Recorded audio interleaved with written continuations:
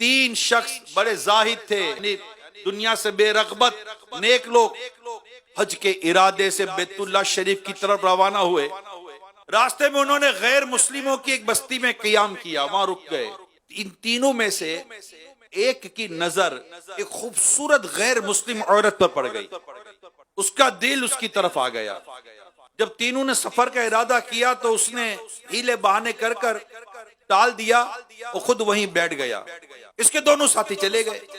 اب اس نے اپنے دل کی بات اس عورت کے والد سے کہی۔ لڑکی کا والد غیر مسلم تھا، کہنے لگا میری بیٹی کا مہر تجھ پر بہت بھاری ہے، تم ادا نہیں کر سکتے۔ وہ بولا کیا ہے؟ کہا میری بیٹی کا مہر یہ ہے کہ تو ہمارا مذہب اختیار کر، اسلام چھوڑ دے۔ عورت کی محبت شیطان کے اس مکر و فریب میں یہ ایسا پھنسا کہ بدبخت اپنا دین چھوڑ کر کافر ہو گئے۔ اب اسی لڑکی کے ساتھ شادی ہو گئی۔ پھر کچھ ہی عرصے کے بعد وہ اسی بے ایمانی کفر کی حالت میں موت کے گھاٹ بھی اتر گیا، مر گیا۔ اب سنیے، جب اس کے دو ساتھی واپس آئے تو جب اسی بستی میں پہنچے، علاقے میں پہنچے تو اپنے دوست کے بارے میں پوچھا ہمارا وہ ساتھی کہاں ہے؟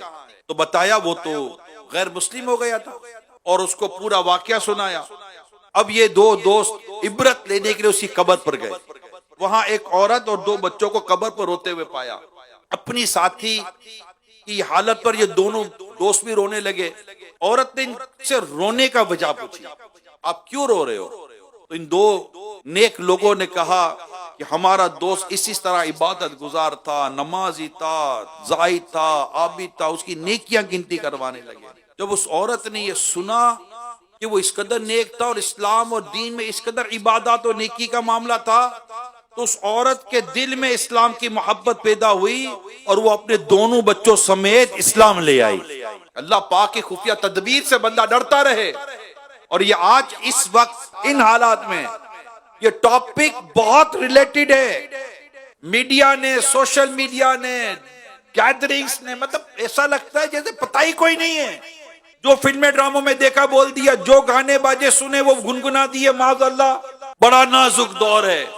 اللہ پاک ہم سب کو اپنی خفیہ تدبیر کا خوف عطا فرما دے۔ صحابی رسول حضرت عمار بن یاسر رضی اللہ تعالی عنہ فرماتے اللہ پاک کی رحمت سے مایوس ہو جانا، اللہ پاک کی مدد سے نا امید ہو جانا، اور اپنے آپ کو اللہ پاک کی خفیہ تدبیر سے محفوظ سمجھ لینا، کبیرہ گناہوں میں بہت بڑے گناہ ہیں۔